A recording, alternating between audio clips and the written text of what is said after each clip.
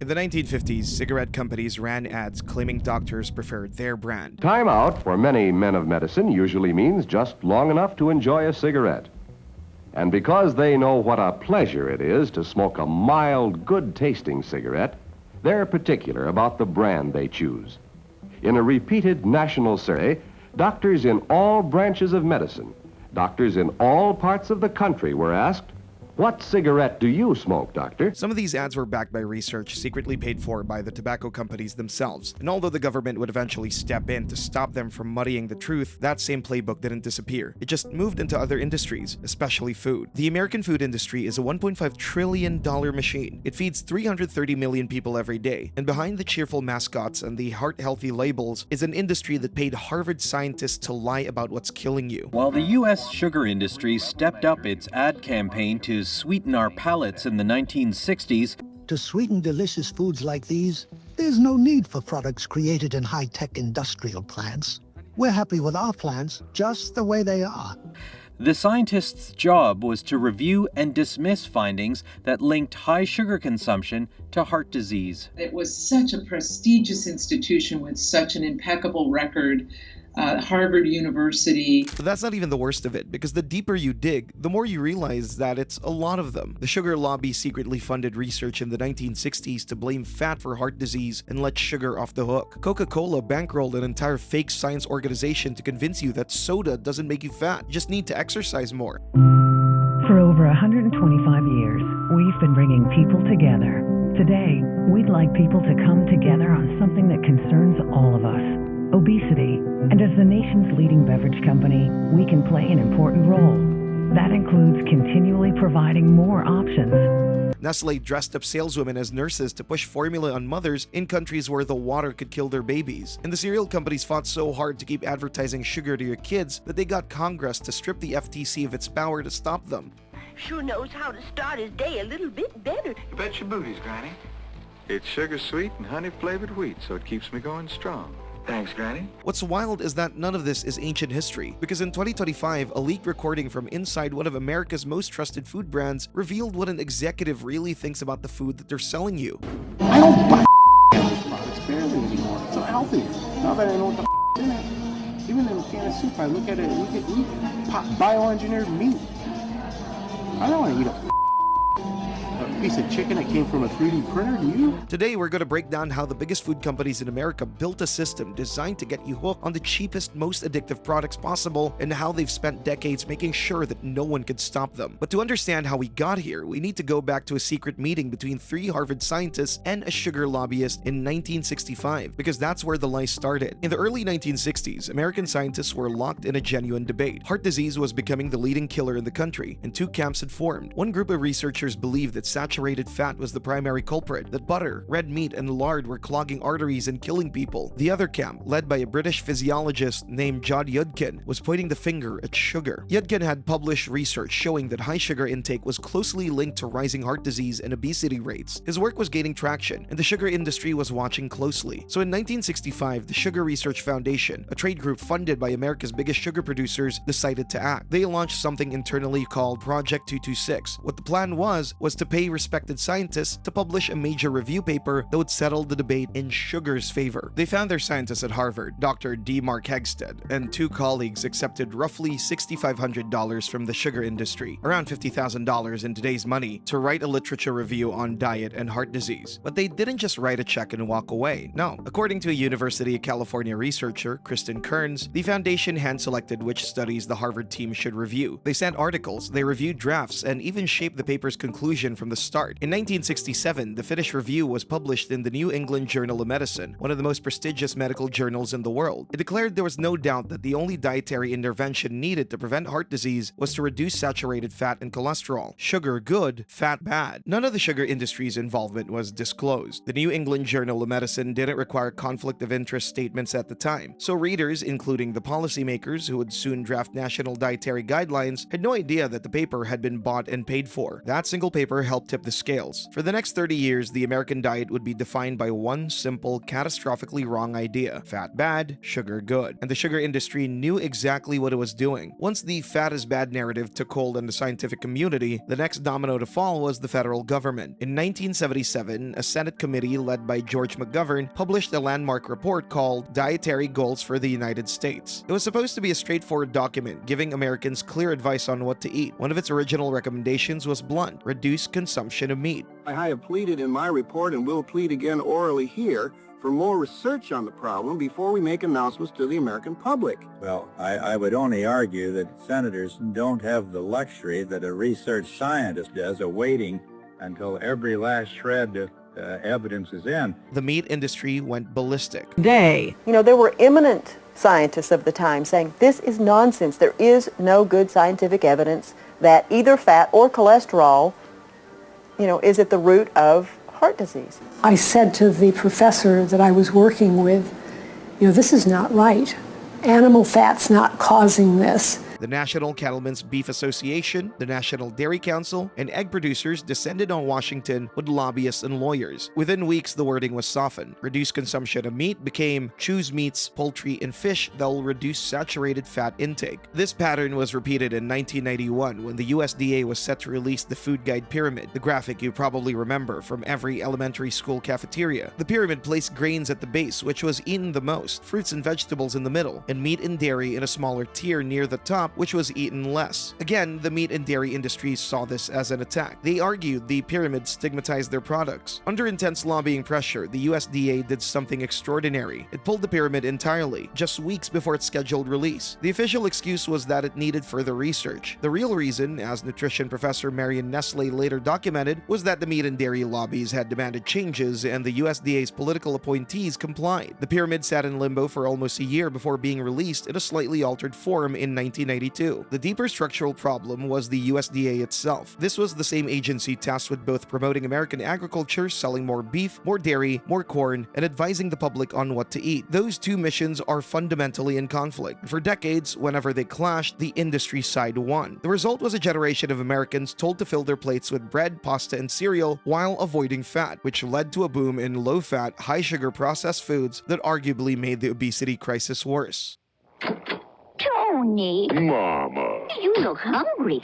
Come start your good breakfast with Kellogg's Sugar Frosted Flakes cereal. The secret frosting makes it extra crunchy, extra delicious. I know. Flakes of corn with just the right amount of frosting for kids and adults. Kellogg's Fruit Loop cereal. Real fruit flavors, orange, lemon, and cherry. Make Kellogg's Fruit Loops part of your complete breakfast. Have a bowl. At last, sweet, delicious tricks. The fruity part of my complete breakfast. Wow, delicious, yummy, awesome, stupendous. Huh? Hey, Rabbit, can I have some too?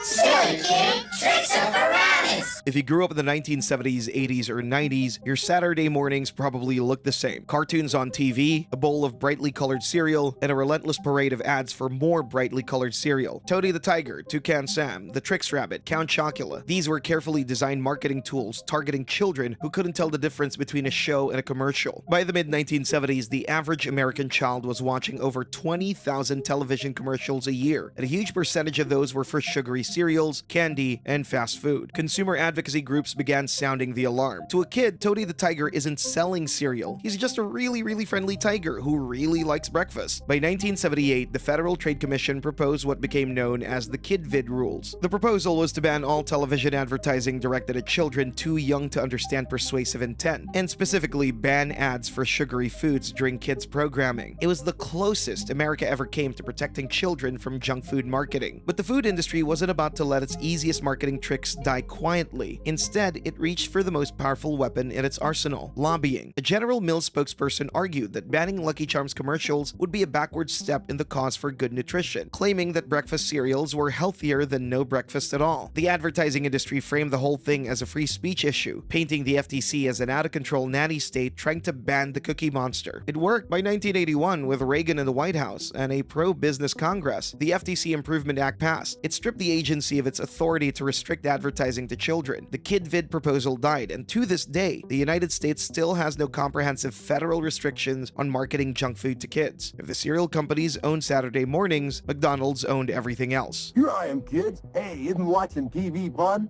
Especially when you got delicious McDonald's hamburgers. Ronald, you can't be on TV and watch it at the same time. Now come on and meet the boys and girls. Oh, we've already met. I know we're going to be friends too, because I like to do everything boys and girls like to do. Since 1979, the Happy Meal has been the single most effective tool for turning children into lifelong fast food customers. It's not just a burger, it's a burger with a toy, tied to the latest Disney movie, served inside a box with games on it, eaten inside a restaurant with a playground. Internal McDonald's marketing documents have described the strategy in terms that would make a tobacco executive blush. Children exert a phenomenal influence on family food purchases, one internal report noted. The company understood that if you could brand a child at age 4, you have a customer for life. The playgrounds, the birthday parties, the Ronald McDonald character, all of it was designed to form emotional associations between happiness and McDonald's before a child was old enough to read a menu. By the 2000s, as childhood obesity rates skyrocketed, the backlash arrived. In 2010, San Francisco passed a law effectively banning toys in kids' meals that didn't meet basic nutrition standards. McDonald's found a loophole. They charged 10 cents for the toy, technically making it a separate purchase. A class action lawsuit accused McDonald's of using highly sophisticated marketing practices to hook children on unhealthy food. Over 550 health professionals signed an open letter urging McDonald's to retire Ronald McDonald, comparing the clown to Joe Camel, the cartoon mascot that R.J. Reynolds used to market cigarettes to kids. McDonald's didn't retire Ronald officially, but the character quietly disappeared from advertising around 2016. The company added apple slices to Happy Meals, shrank the fries, and stopped advertising soda as the default drink. These changes were framed as corporate responsibility, but they only came after years of lawsuits, public pressure, and the very real threat of regulation. And even after all these adjustments, studies in 2018 still found that most fast food kids' meals didn't meet recommended nutritional standards. Now here's where it gets really dark, because everything we've talked about so far is in service of selling products that were specifically designed to be as close to addictive as legally possible. Even if they want to cut down, even if they know it's killing them,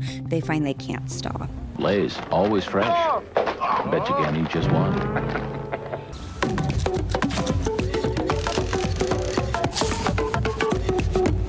And free! If all these people gotta have it, why don't they just say Pepsi? Gotta have it. There it is. Gotta have it. I got 2 words for you. Gotta have it. In the food industry, there's a concept called the bliss point. It was coined by a market researcher and psychophysicist named Howard Moskowitz, who was hired by companies like Dr. Pepper and Prego to find the exact formulation of sugar, salt, and fat that maximizes a product's appeal. To make this clear, they were not looking for the healthiest version or the most nourishing. They were looking for the version that you literally cannot stop eating. By the late 20th century, food companies were employing physicists, chemists, and behavioral psychologists to engineer what the industry calls craveability. Takes a pardon as I go bombarding those Cheetos snacks he's guarding. The cheese that goes! Let's take Cheetos, for example. There's a reason you can't just eat one. Food scientists designed Cheetos to have what they call vanishing caloric density. The puff dissolves on your tongue so quickly that your brain doesn't register that you've eaten anything, so you keep reaching into the bag. In 1989, the CEOs of the biggest food companies in America, Kraft, Nestle, General Mills, Procter & Gamble, and others, held a private meeting to discuss the growing obesity epidemic and whether they bore any responsibility. According to Pulitzer Prize-winning reporter Michael Moss, who documented the meeting in his book Salt, Sugar, Fat, some executives proposed industry-wide reductions in sugar, salt, and fat, but the initiative was killed. Competitive pressure won. Nobody wanted to be the first to make their products taste worse. The numbers tell the story. By 2020, roughly 58% of all calories consumed by American adults came from ultra-processed foods. For children, it was closer to 67%. And a landmark 2019 NIH study proved what many suspected. People on an ultra-processed diet ate an average of 500 extra calories per day compared to those eating unprocessed food, even when both diets were matched for available calories, sugar, fat, and fiber. Something about the engineering itself drives overeating. But getting people to overeat is only half the battle. The other half is making sure nobody told them to stop. Over the last decade, a cultural movement emerged that, on its face, was about something reasonable. Fat people are allowed to eat what they want. Fat shaming doesn't need to end. It needs to make a comeback. Fat shaming, people might think they know what that means. Body size does not equate to health or beauty. We're using this term fat shaming. We've come up with a name for it. Let's be honest, fat shaming is just bullying. That's what it is, it's bullying. And bullying only makes the problem worse. Now, James Corden might be passing a fair message, but one thing that is undeniable is that the food industry saw an opportunity, because if you can convince people that even questioning what they eat is a form of shaming, then no one can criticize your product without looking like a bigot. In 2024, a joint investigation by the Washington Post and the Examination found that major food companies, including General Mills, had been actively co-opting the anti-diet and body positivity movement to sell junk food. Look! It's iced cream. Cauliflower can be anything if you try hard enough. Just don't eat the cone. I prefer mine in a cup instead of a cone. General Mills sponsored dietitian influencers on TikTok and Instagram to promote sugary cereals like Cinnamon Toast Crunch and Cocoa Puffs. They funded their own study claiming that food shaming causes mental health harm, and then they used that study to lobby against an FDA proposal that would have put clear health labels on the front of food packages. A General Mills executive was asked about the labeling rule at an industry conference and said, quote, "We're doing everything we can do to prevent that from happening. Shaming is what I call it. Brazen for a food company." Essentially, they're arguing that telling consumers how much sugar is in their product is an act of shame. The investigation found that roughly 40% of dietitian influencers with large followings regularly used anti-diet language, and the majority of those were doing sponsored posts for food and beverage companies. As The Guardian reported back in 2013, companies like Heinz, Unilever, and Nestle had already bought their way into the diet industry, owning Weight Watchers, Slim Fast, and Jenny Craig respectively, profiting from both the fattening and the dieting. The entire 360 degrees of obesity owned by the same conglomerates. They engineer food you can't stop eating. Then when you gain weight, they co-opt a social movement to tell you that there's nothing wrong. Just keep eating. Don't let anyone shame you. And if the government tries to put a warning label on the box, that's shaming too. And similar to how they created studies trying to end fat shaming, they blatantly started telling people to just exercise more. To do this, they had to rewrite the science for that. In 2015, Coca-Cola did exactly that. Well, the soda giant donated millions to spread the message that Americans pay too much attention to what they eat and drink instead of focusing on how much they exercise. You know, with no transparency, these 3 university professors state that it's not what you eat, it's just how much you exercise that's responsible for obesity and for diabetes. And they're funded by Coca-Cola, and it wasn't even stated on their website until last week that Coca-Cola was behind all of this. Coke secretly funneled $1.5 million into creating a nonprofit called the Global Energy Balance Network, or GEBN. On paper, GEBN was an independent research organization dedicated to understanding obesity. In practice, it was a Coca-Cola front group. Its core message: obesity isn't caused by what you eat or drink. It's caused by not exercising enough. Don't blame the soda, blame yourself for not going to the gym. GEBN was run by sympathetic academics, including Dr. Stephen Blair at the University of South Carolina. It's very clear that around the world, the populations are getting fatter. The big problem is we don't really know the cause, other than, well, too many people are eating more calories than they burn on too many days. But maybe the reason they're eating more calories than they need is because they're not burning many. So we need to be in balance.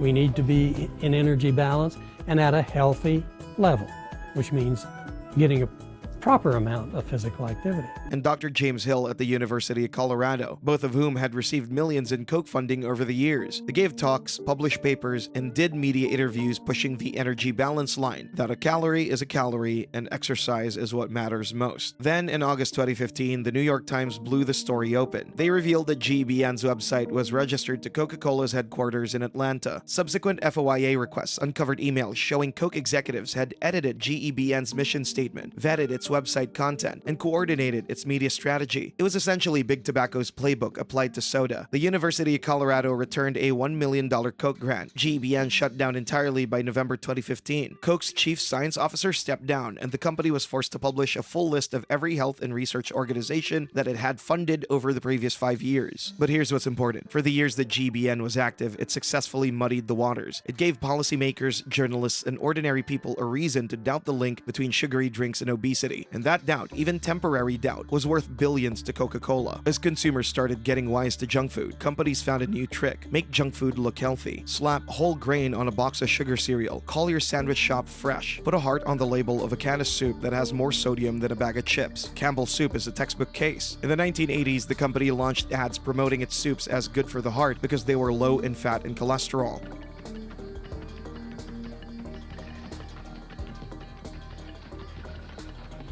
Trying to be good to your heart, so is Campbell's Healthy Request Soup.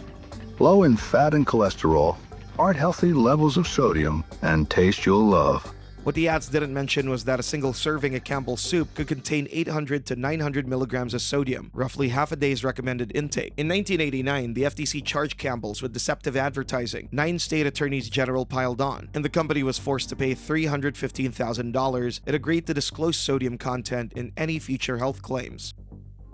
Here is Jared Fogle. You may have seen him on the news or a talk show. He was inspired by Subway's great-tasting sandwiches. Jared believes in an active lifestyle, including lots of walking. At the heart of Jared's routine are Subway sandwiches. Hey, Jared. Hey, guys. At Subway built an empire on the illusion of health. The chain's Eat Fresh slogan and its association with spokesperson Jared Fogle's weight loss made people believe they were making a healthy choice. Then came the revelations.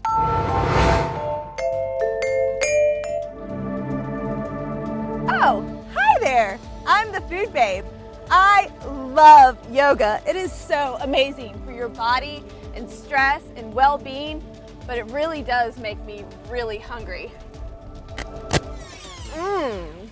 Wake up, people. Take a look at the ingredients in Subway's 9-grain bread. Did you know that one of them is the same ingredients found in yoga mat? In 2014, a food blogger discovered that Subway's bread contained azodicarbonamide, a dough conditioner also used to make yoga mats and shoe soles. Subway pulled the chemical under public pressure. In 2020, Ireland's Supreme Court ruled that Subway's bread contained so much sugar it couldn't legally be classified as bread under Irish tax law. It was by legal definition closer to cake. And then there's Chipotle, which built a brand on food with integrity. Studies found that the average Chipotle customer underestimated the calorie count of their burrito by about 21%. People guessed around 630 calories when the actual figure was closer to 900. The health halo was doing the marketing for Chipotle. People assumed fresh ingredients meant low calories, and the company had no incentive to correct them. But in 2012, America found out what really was in its hamburgers, and the reaction was visceral. And now a startling ABC News investigation. A whistleblower has come forward to tell consumers about the ground beef a lot of us buy at the supermarket. Is it what we think it is, or is it padded with a filler the whistleblower calls pink slime? Pink slime, officially called lean, finely textured beef, is a product made by spitting beef trimmings at a centrifuge to extract the last bits of meat, then treating the resulting paste with ammonia gas to kill pathogens. It was being mixed into up to 70% of ground beef sold in supermarkets and used in school cafeterias. The term pink slime was coined by a USDA scientist named Gerald Zimstein in an internal email. The USDA had approved it as safe and classified it simply as beef, meaning it didn't need its own label. Beef we buy at the supermarket contains something he calls pink slime. Beef trimmings that were once used only in dog food and cooking oil, now sprayed with ammonia to make them safe to eat, and then added to most ground beef as a cheaper filler. When ABC News ran an investigative report in March 2012, the public reaction was visceral. Celebrity chef Jamie Oliver had already demonstrated the process on television. So, first things first, this is how I imagine the process to be. Over here, I have something that you probably know well. I want you to have a look at this. It's important that you kind of see this stuff. Then you end up with all the very, very last bits of meat. So what? Now what does that do? It splits the fat from the meat and separates it. So then you end up with stuff like this. They don't really put it in a washing machine, but they take all those trimmings, all the stuff that Dan pays to get taken away, they put it into a centrifuge and they spin it with a child lock. And in there is going to be all your household chemicals, stuff that you don't want your kids getting their hands on. The key ingredients and the water, there's a specific ratio, but basically they wash this meat and that kills the E. coli and salmonella and any kind of pathogens. So then we try to do is fascinating. And to me as a chef and a food lover is shocking. You've probably got one of these cupboards, probably under the sink. This process, we can give it to humans. Mince this for me, my friend. And we drain it and then we mince it. So basically, we're taking a product that would be sold at the cheapest form for dogs. And after hamburgers, chilies, chopsticks, tacos. I haven't got anything against a burger. I eat them and I love them. But the ABC expose made it a national conversation. McDonald's, Burger King, and Taco Bell all announced that they'd stop using the product. Beef Products Incorporated, the company that manufactured it, had to shut down 3 of its 4 plants. It's not fresh ground beef.